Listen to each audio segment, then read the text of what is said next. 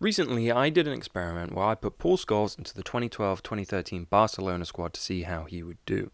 This was all because I saw this image of him in a Barca kit. To give you a little preview of some of the things I'm going to cover, I'm going to discuss one of the worst keepers I've ever used in FIFA, why playing Messi is so difficult, and how I overcame that as well, and then why Fontas, at one point one of the slowest players ever in FIFA, is one of my favourite ones that I've used. And of course, this is all going to be backed by my data collection, which I've done for every single game, no simming allowed whatsoever. Subscribe if you're into that kind of content. I'm trying to bring something new to this type of video and make it a bit more me, so subscribing would mean a lot. So in real life, this was the season Tito Vilanova replaced Pep, who would eventually go on to Bayern.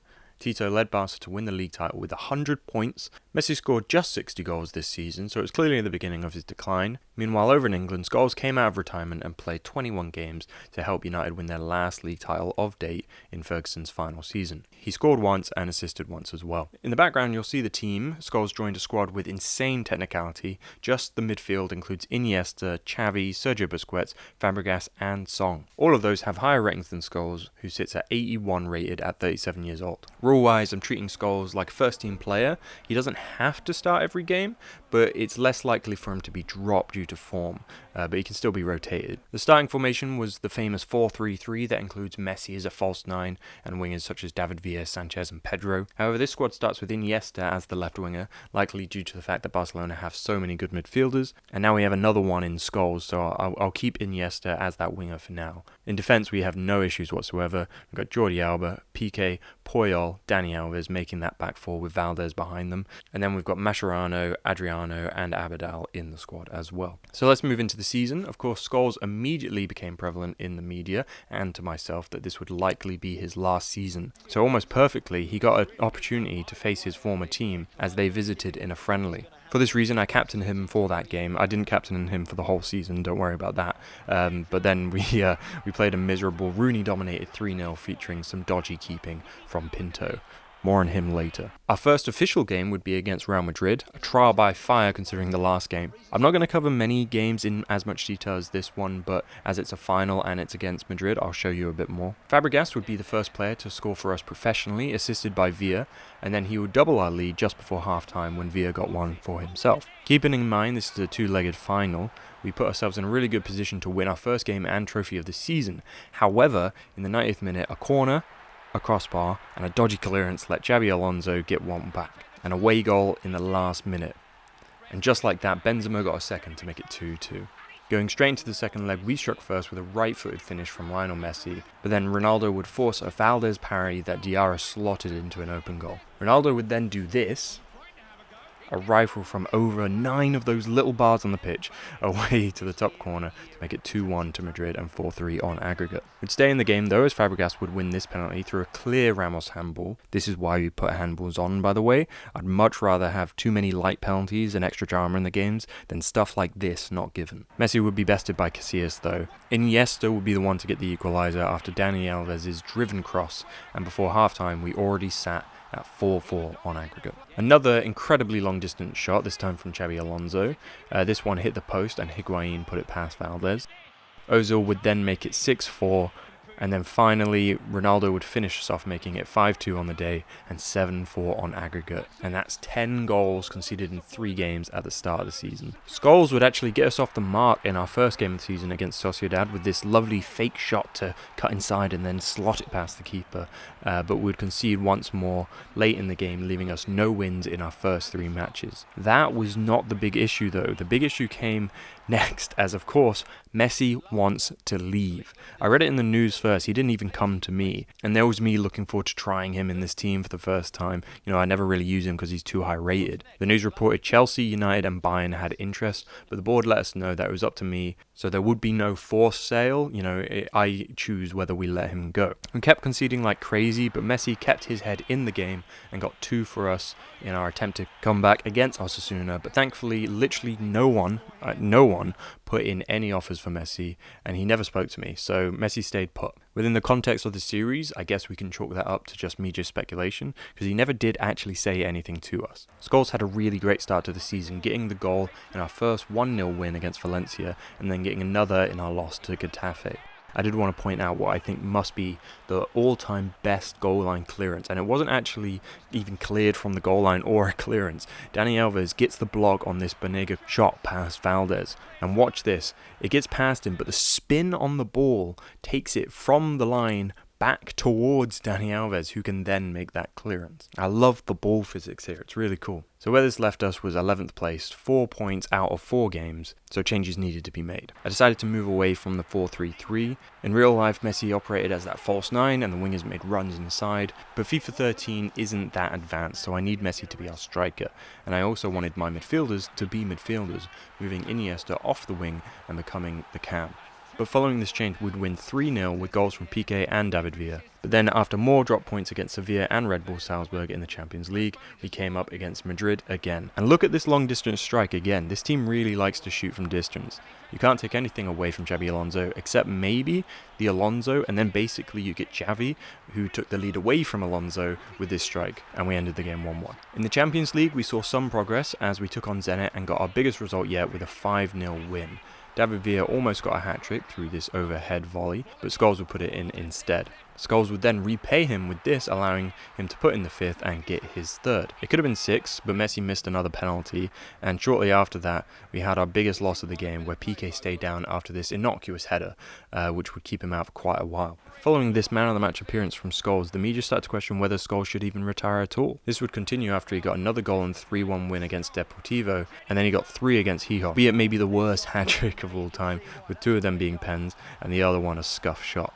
The only one I can think of that compares is Zlatan's for United against, I think, Saint Etienne. I did some rotation in the league, and now I think I need to talk about Fontas. In FIFA 21, Andrea Fontas is one of the slowest players in the whole game, with just 30 acceleration and 30 sprint speed. But I think he's the best. In his first game, he was making block after block and tackle after tackle and came away with a 9.5 and a man of the match on his debut. Of course, I played him a bit more. Come the end of the season, he had played 23 times in comparison to the main centre-backs who had played about 40 to 50 games. But despite that, Fontas had the joint highest average rating, 6.86, joint top with Puyol. And then if you look at his tackling stats, he made more successful tackles per game than any other player with 1.09. His tackle success rate was 73.5%, Puyol's was just 71.43, and Piqué had 56.67. His clean sheets per game was higher too, 0.43 compared to the next highest, Mascherano, which was 0.34, and Puyol on 0.25.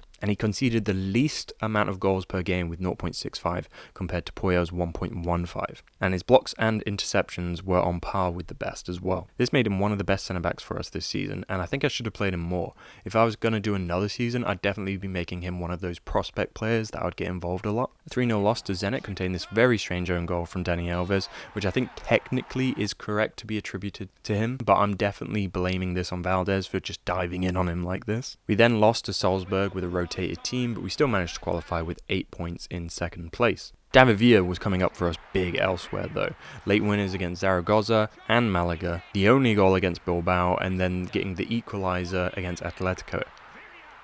But we were still dropping points and getting the occasional loss, so against Valladolid, I trialled a new custom formation.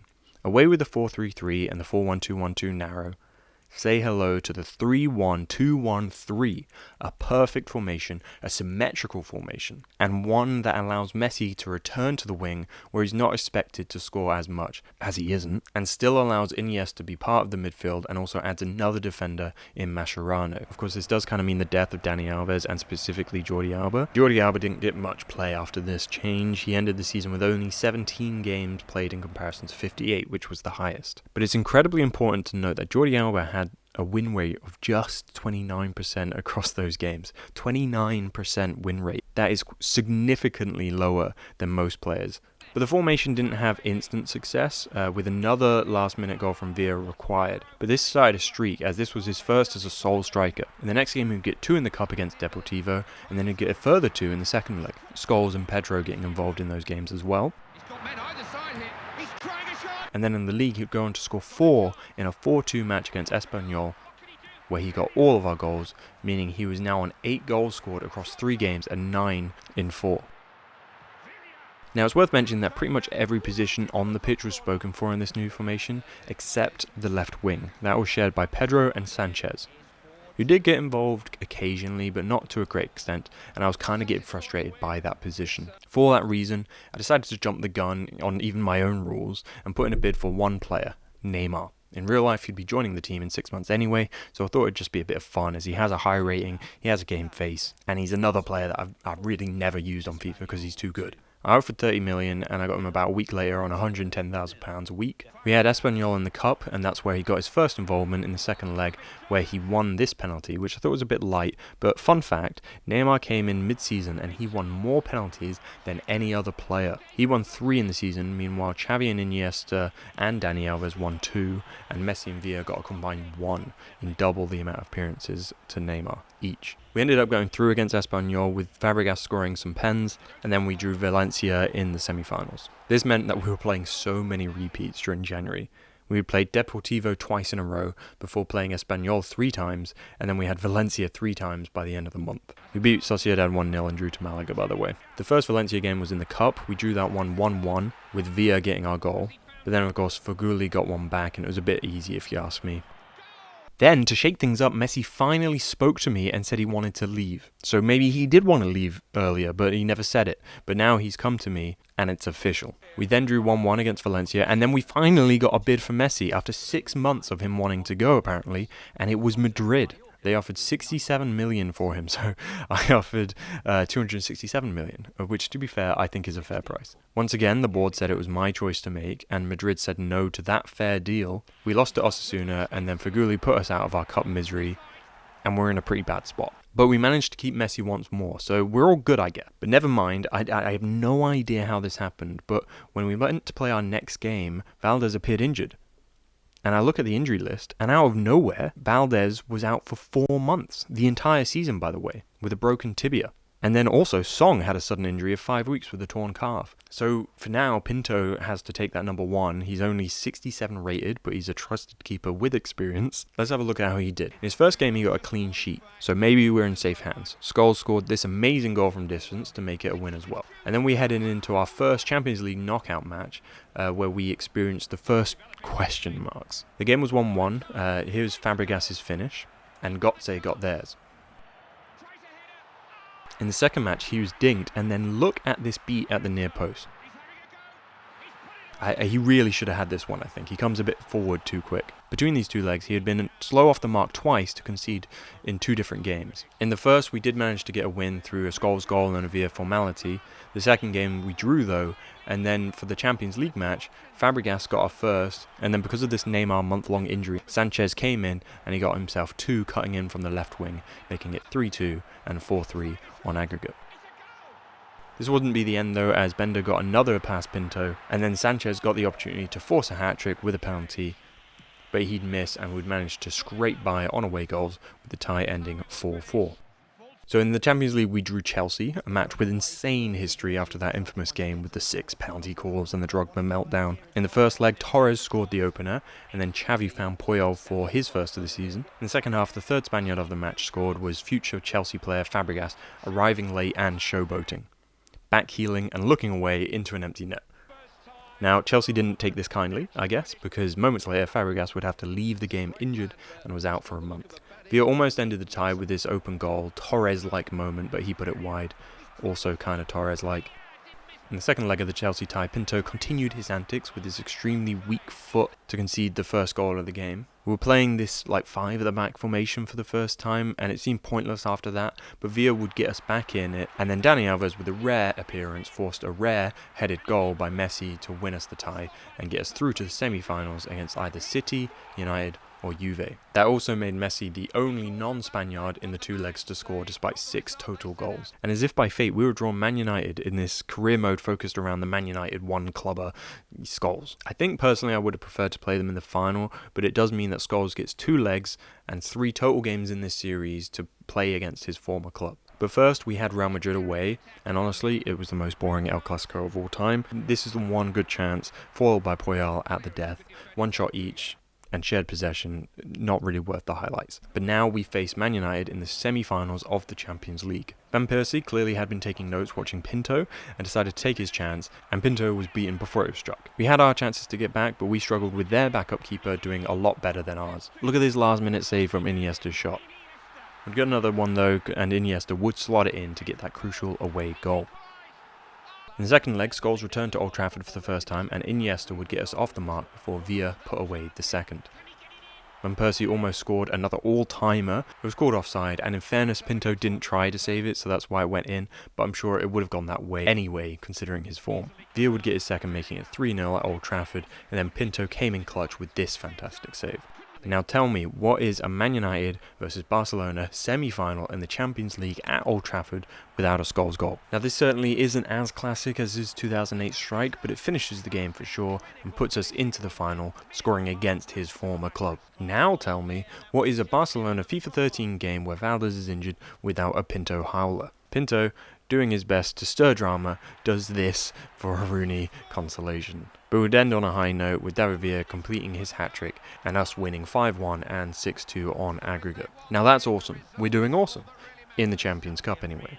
In the league we're sat at 7th, outside all European places, almost 20 points off the top spot. And actually even 10 outside of the Champions League spaces. We also took the England job when that was offered. There's been a lot of offers, but I took that one in case I could get some bonus games with Scholes before he retires. But there's no more international break, so that was pointless. Here's another Pinto special where he gifted Levante with this goal to drop points to them. And then against Bilbao, Llorente scored a goal to put them ahead, but little did he know that that would gift us a goal as well. A goal of the season contender is that. David Villa with the assist of the season too, as he gives it to Iniesta, who runs past all 10 outfielders before putting it in to make it 2-2. Pinto ended the game with this weird moment, and honestly, as mundane as it was, this was the final straw for me. I had to check the stats, and with Pinto on 67, he's actually only 2 ratings higher than Oya, who's a lot younger. Oya came in and instantly did a man-of-the-match performance, earning a clean sheet and a 3-0 win as well. We continued to get middling results, a 2-1 against Betis and then a draw against Vallecano, and then by the time we played Atletico, we were actually 6th with an opportunity to a late run towards the top 4. The game would go 1-1 after Scholes scored this tap-in, but an Oya punch left to Falcao scoring from distance to make it 2-1, and Atletico celebrated this win like crazy, as it secured them their top 4. Oya not perhaps the perfect solution for this particular Pinto performance problem present, perhaps, perpetually of late, but as lucky as could be, we get the email that Valdez is back. Early, meaning he'll make the cup final against Juventus. So of course, Valdez slotted right back in for a warm-up game against Valladolid. After a red card, we kept going, and Messi would get a goal for himself, and then Scholes chipped in as well. Sanchez got one off the bench, who has also assisted Neymar to make it 7-0. If that wasn't enough though, Valdez would prove to us why we still need to worry, as he gave Valladolid a cheap consolation. Now I think it's time for the Messi problem. Have you noticed that I haven't really mentioned him other than the fact that he constantly wants to leave us? Well, here are some of his early goals, one against Celta Vigo and this one. Notice anything? They're all right-footers. I think that I struggle with left-footed players on FIFA. I've played FIFA for like most of my life, but I think mentally, because I'm right-footed, I always position the players to strike the ball with their right foot and time the shots for when it makes sense for a right footer. And that's why I do fine with like Ronaldo, but I struggle with Messi. Now admittedly, whilst in my head Messi had a bad season for me, he actually got 39 goal involvements in his 58 games, which isn't really bad, but the media was constantly on him with articles counting how many games he had gone without scoring, and with only 21 goals in a season when in real life he got 60, I expect him to do better. There was a revelation with Messi though. After his Dortmund game, I learned how to take shots with the left foot, and Messi was a changed man. Against Deportivo, Messi won the ball and scored his first one. Admittedly, this was with his right foot as well, but then in the second half, he actually did the thing. He cut inside and slid it in with his left foot, making it look easy. And then he did it again, completing his first hat-trick of the season. It was from here he began to excel. In the game against Zaragoza, for example, Messi put his ring in the hat with this. A goal of the season contender, absolutely. I do admittedly think the keeper could do better, but surely this is up there for goal of the season contenders. But now we approach the big game, the 2013 Champions League final against Juventus. We still have league games after, which I thought was strange, but we played our Thanos-inspired symmetrical 3-1, 2-1, 3. Valdez playing his second game back after being out injured for 4 months. Puyol, Piqué and Mascherano, the back 3, with Fabregas, Scholes and Xavi ahead of them. Iniesta is the attacking mid, and then we have Messi, Villa and Sanchez up front. Sanchez keeping Neymar out after his involvement in the previous game. I put Pinto on the bench just so that he could get a medal, as he played all the knockout games up to that point, so he kind of deserves it. But looking at Juventus, they also played a back three. Vidal, Giovinco, Buffon, Chiellini and Bonucci, they all start. Now, statistically, Messi is known to struggle in the final stages of the Champions Cup, with only 8 goals in those games compared to Ronaldo's 17. He's been criticised for not getting enough goal involvements in a lot of the games that they end up getting knocked out in. The first chance actually came through him though, forcing a save from Buffon. Asamoah would get a good chance soon after. Messi would get the breakthrough though in the 35th minute with this. Juventus were coming on strong with lots of chances. Great block here from Piqué. Scholes got himself an assist in the final as Messi put another past Buffon just before half-time. Villa made it 3 with this, but our defence was on top this game. A great block by Puyol, and here is Valdez showing why we've missed him. And then in the 85th minute, the game was won as Messi got through and completed his hat-trick with all left-footers, winning us the Champions League, ending an absolute terrible run in the league, possibly not even finishing in the top 4, but in the Champions League, we come away with the trophy, all because of Messi. Scholes swapping league glory at United for Champions League glory at Barca, winning his 3rd of his career. And then we finished the game at home to Malaga, where Scholes decided he wanted to get one more and grab his 18th of the season. Not bad for a 37-year-old. But Villa would get the winners for us in the 2-1 game that rounded out an up-and-down season that will be remembered for Champions League glory and a league sob story.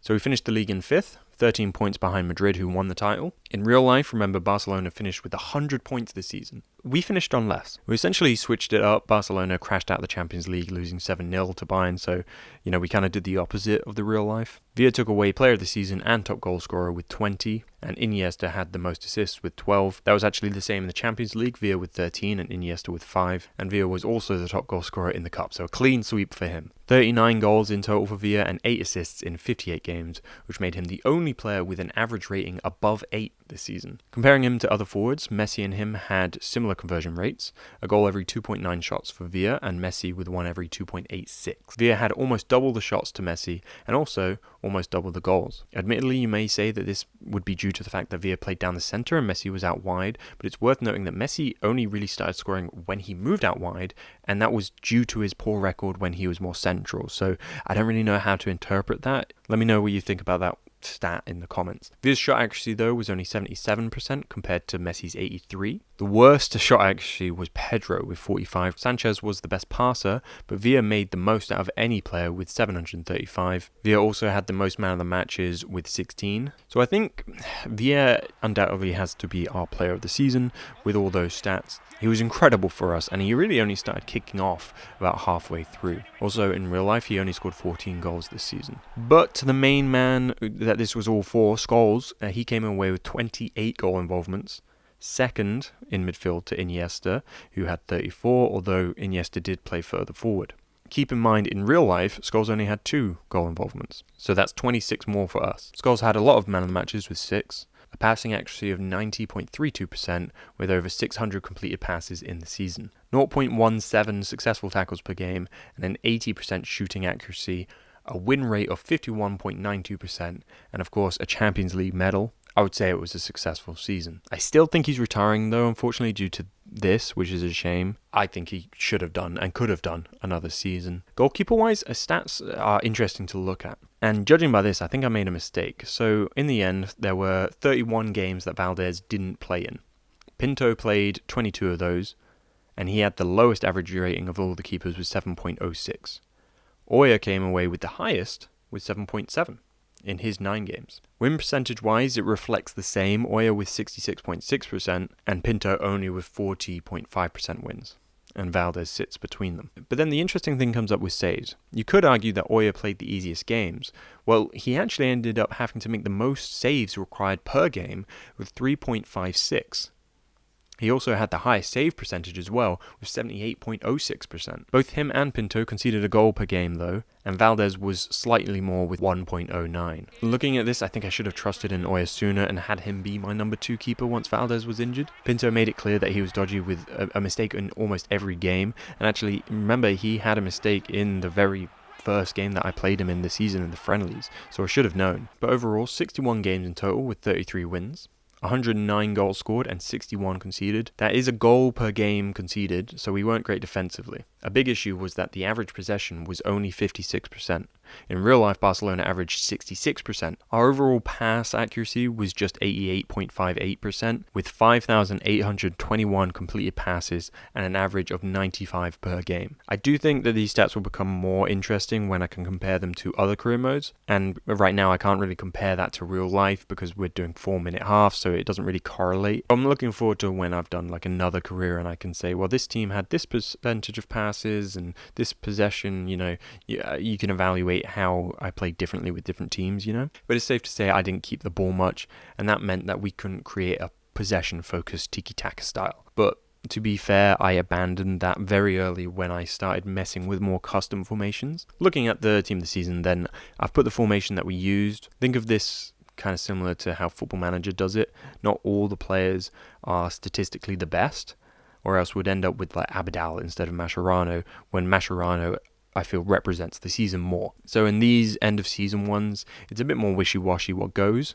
When it comes to the all-time ones though, it will be more statistically involved. So this is our team. Fontas did make it instead of Piqué, as I felt he played enough games to warrant him overcoming the feeling of the squad. What's cool here is I can now use these stats to begin what I've always wanted and have stats based on nationality. So for example, here is my all-time best Spanish team. We've only logged this save that had Spanish players, so it is only the Barcelona players. But next time I do a season or a career mode with Spanish players, I can feed them into this and keep track of my all-time best Spanish players. For example, here's the making of the Brazil one and Argentina. So these are incomplete. I know for a fact that the Brazil one can be filled in. We used like Ronaldinho, Roberto Carlos, Rivaldo in the FIFA 12 Milan save on my channel.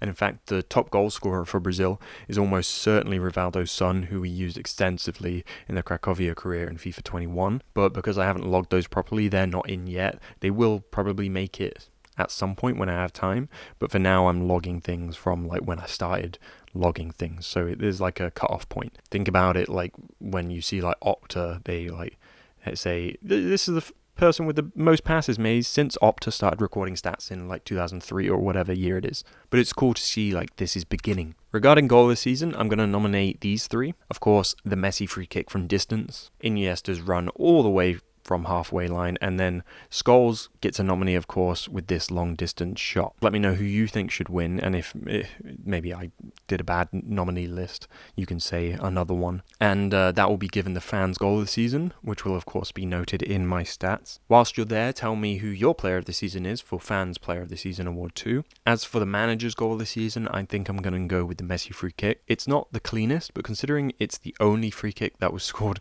all season, I think it has to win. And now we can see our first all-timer team. We've only done this series and USA and FIFA 10 World Cup, as well as like a few other games in that stream. And yeah, that was all live stream, by the way. You can check those out on my channel. They're available in full. So of course, because of that, it is mainly this Barcelona team. They played a lot more games and they actually won something. We actually played almost triple the games that USA did. And for that reason, we've gone with the formation that Barcelona used as we played more in. How it actually does come in, he had a higher save percentage, more clean sheets per game, and less conceded per game as well. He only had 3 less clean sheets in 15 less appearances. So Goodson comes in for similar reasons, and then Donovan is on that left wing. Dempsey, Altidore, and Davies make the bench. And that's that. I hope you liked this longer format video. If this is a way you'd like to see things in the future, let me know. Like I have career modes that I've filmed, like proper ones where I've made transfers and stuff, and I can do them in this style. And then any ideas for how I can make this better or what you'd want to see me do next, let me know that as well. I really want to know. The script I wrote for this was almost 7,000 words at times, and I went through it a couple times to improve and try and condense it, not to mention all the stat taking and logging. Any suggestions for improving that side of things too would be